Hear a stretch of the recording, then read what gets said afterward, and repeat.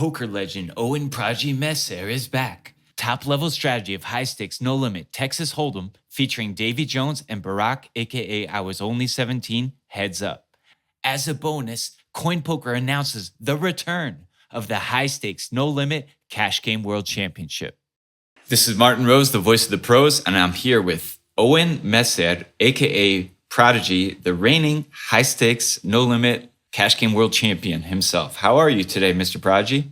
I'm good. Yeah. Looking forward to looking over a few hands, see what Barak and Davey have been up to. See they've been battling on the high stakes scene.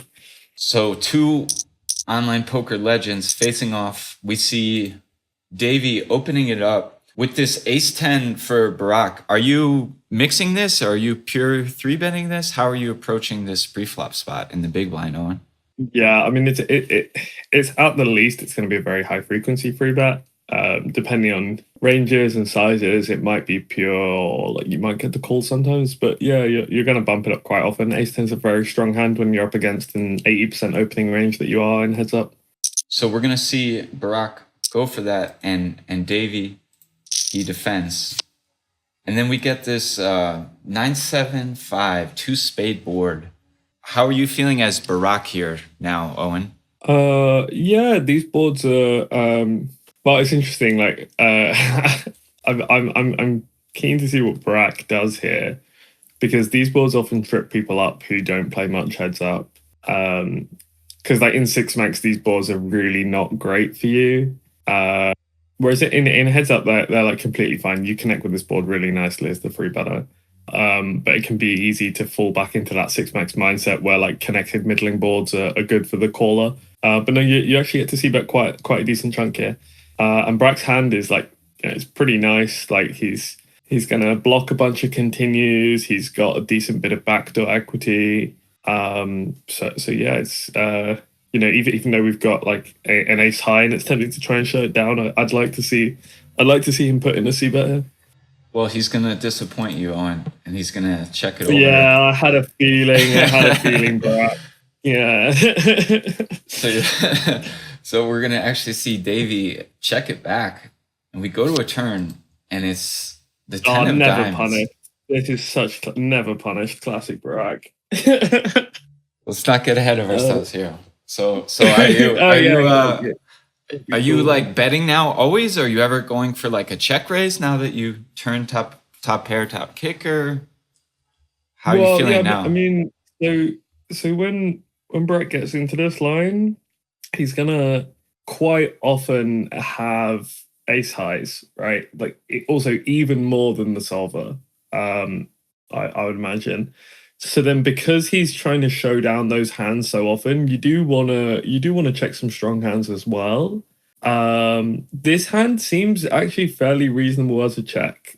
I mean, you don't have to, but it's the kind of hand which you could check raise this and get all in now, and you're like happy with that.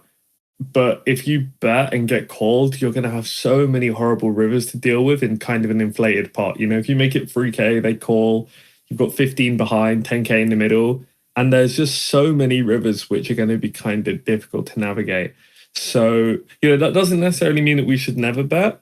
But like when you're thinking about check raising, you want to think like, okay, what does check raising do for my hand over just betting it out? Especially when you're at these shorter SPRs where it's kind of easy to get the money in without necessarily putting in a check raise.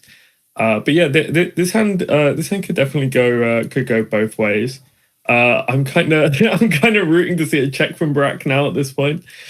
Well, he's gonna go for that 3K. Yeah, you described. Oh my god. So then Davey, he's also he's not gonna call. He's gonna put in smallest raise here, but not ridiculous. This is quite a pain to deal with when you're because I was saying our hand is pretty happy to get all in. This is one of the more ugly ways to get your hand all in when you're like coming over the top into this probably polar range from Davey. Like, well, it's not actually super polar. He can definitely have some mergers in there. But it does feel like this feels a bit worse as a way of getting all in. That said, if you just call, you're letting Davey realize loads of equity, and it's not like we can fold rivers, you know? So, well, if we just call, there's going to be, 10K behind, 20K in the middle. You know, we get like if we get a brick loose, we're calling off on the river. And then if we get a river which connects with the board, we're kind of like, we just let him realize that equity. So I kind of think that this feels a bit ugly. I think especially at lower stakes, this feels really ugly because you're much less likely to see Davey raise call a hand like Jack 10 or 10-8. So there it would just feel very, it just feels very disgusting, and it is like all options kind of suck. But I think here you're a bit handcuffed, and I think it's just, you're just making Davey's life too easy if you're calling this sort of hand in this spot, and then he can just raise in position way too much. As I often say this when I look at Davey hands, that like Davey just makes it really hard for you to see the river, like by doing stuff like this all the time, and that's why he's such a difficult player to play against, because he can feel out when he has opportunity to put pressure on like this, but you can't just like. You can't just roll over and like let him have that. I feel like as Barak, you just have to stick it in here. I'm hoping he does. Like, can we get 1 out of 3? He is. Okay. And then I mean he's probably cool with, I reckon. Like, I think. So what do you think Davey has here, Owen? Well, it's kind of interesting. Like, I mean, he can have like the Jack 10s or 10-8s. Like, it's quite easy for Davey to have turned like 10-9 off. Like 10-9 is going to be, if you're checking back a top pair on a 9 high board, it's going to be the 10-9 every time, and it's probably going to be the 10-9 without spades. So our 10 of spades isn't really helping. So yeah, I feel like 10-9 is pretty visible. There's also like 10-7 combos in there, but like those are only suited. I'd be surprised if Davey had something like super nutted. Like I think if you have a hand like Jack 8, you just sort of call and play rivers, because like obviously you can get some action killing rivers, but it's not to the same extent as when you have those 2 pairs which are a little bit more vulnerable. So that's kind of what I'd be expecting to see if it's like, you know, if Barak is dead. Yeah, I mean those Jack 10s and 10-8s could be in there, but they're a little bit filtered on the flop though, and they're like not as natural to raise on the turn. So it's like, yeah. So let me know if you're surprised by what Davey flips here. Oh, he has kings. Oh, that's so, what the hell? He has kings. That's so, what? I genuinely think he misclicked pre. Like, it's just so different when you see kings here than when you see aces. But then, like, no, this is so weird because he just flats pre, and then he just checks back the flop as well. No, actually, no, it's not a misclick pre then, because he was just fully in like, I'm gonna trap and like fuck around with Barak. It's also funny that he has like a 96k stack just to start the hand. So, you know, like Davey's got some moves that like. He's got some moves anyway. He's clearly feeling himself at this point. Like, he's probably been on a run, like made like 100k in the last hour, and it's just like got bored of all the different ways he stacked Barak at this point. So he's just trying something new on. It's so funny as well, because if he 4-bets pre, then Barak folds. So he's just played it fucking perfectly. If he 4-bets pre, Barak folds. Barak would check call the flop. So the trap on the flop wasn't as necessary. And then like the turn, oh my god, this is so deep in the FPS, but like I don't know, like this is super hard to evaluate, because it's like it's obviously non-standard, but like Davey clearly knows like he's way off the beaten path here. And so then you'd have to have watched the match up to this point. Or even just like know the history between these players over a long period of time to know what exactly, or like to guess at what Davey was cooking here. Because it's not like you need to tell Davey to 4-bet kings pre. And always these hands are so like these hands like fuck with your mental when you're playing someone like Davey.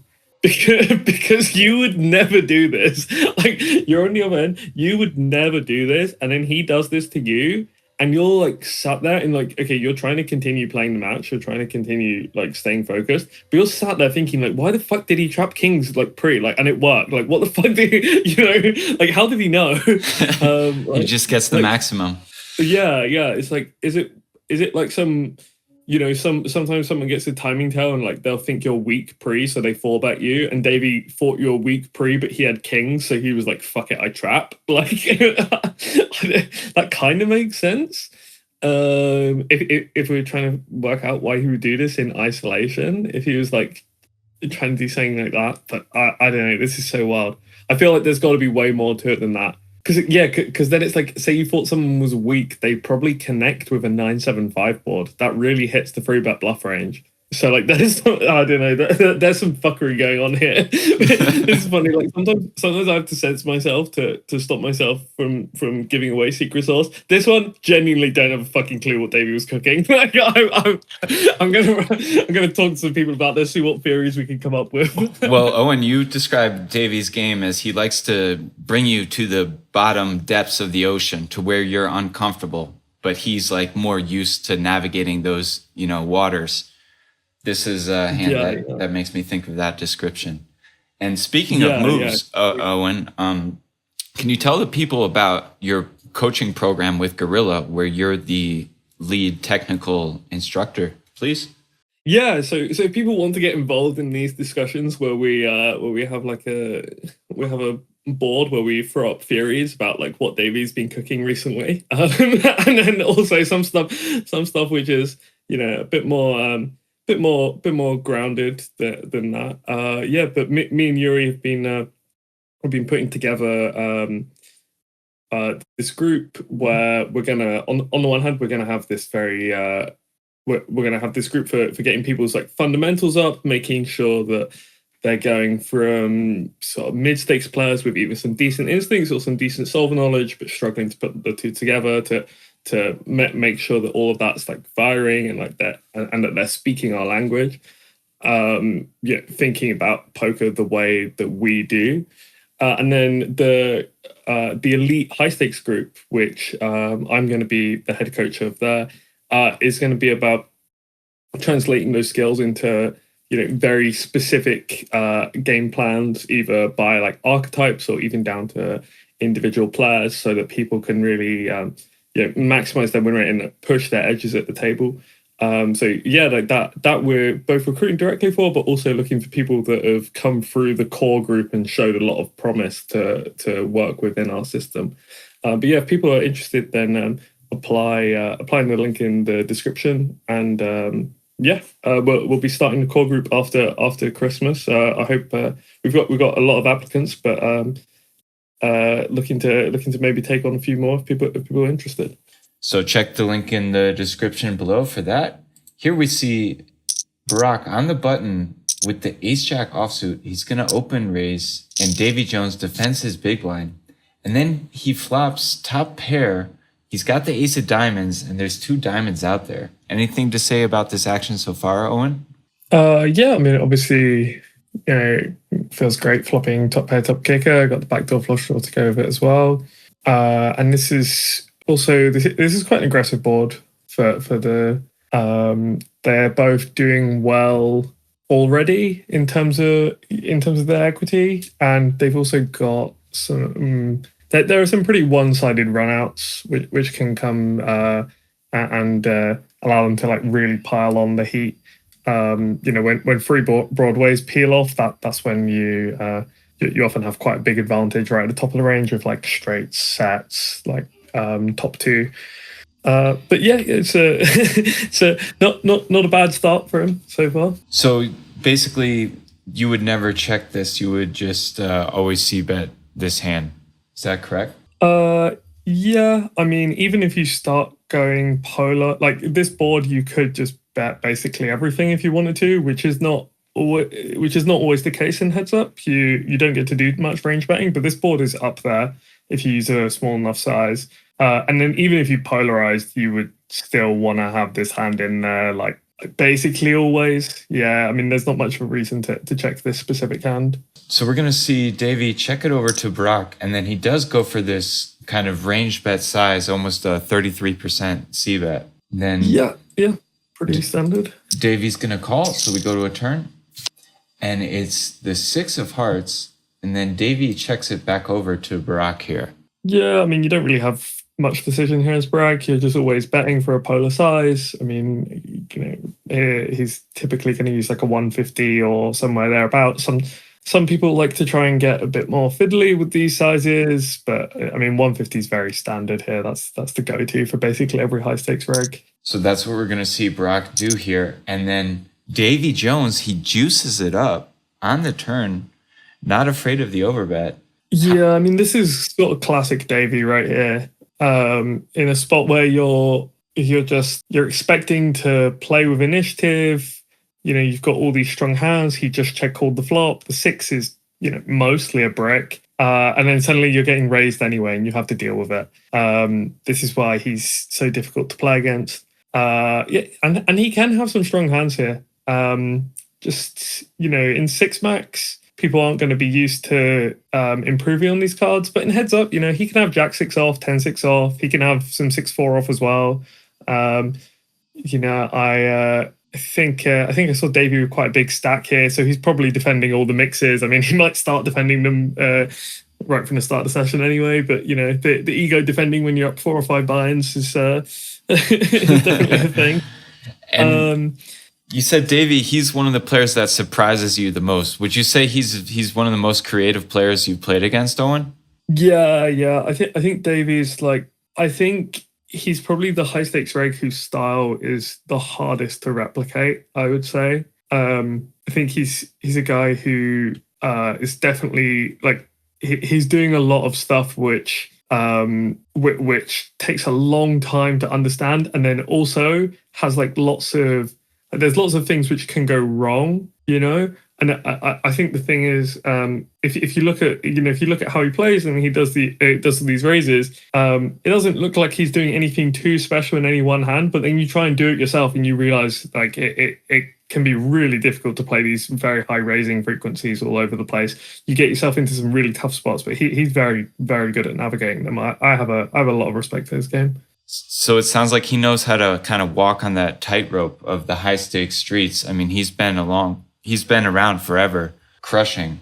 Yeah. He's he knows how to walk on a knife edge. And the thing is, if you make it work on that knife edge, you do manage to eke out some extra EV. It's just the problem is when it goes wrong, you really suffer. And in this spot, is Davey always 3-betting a hand like 6s pre-flop, or is he mixing it?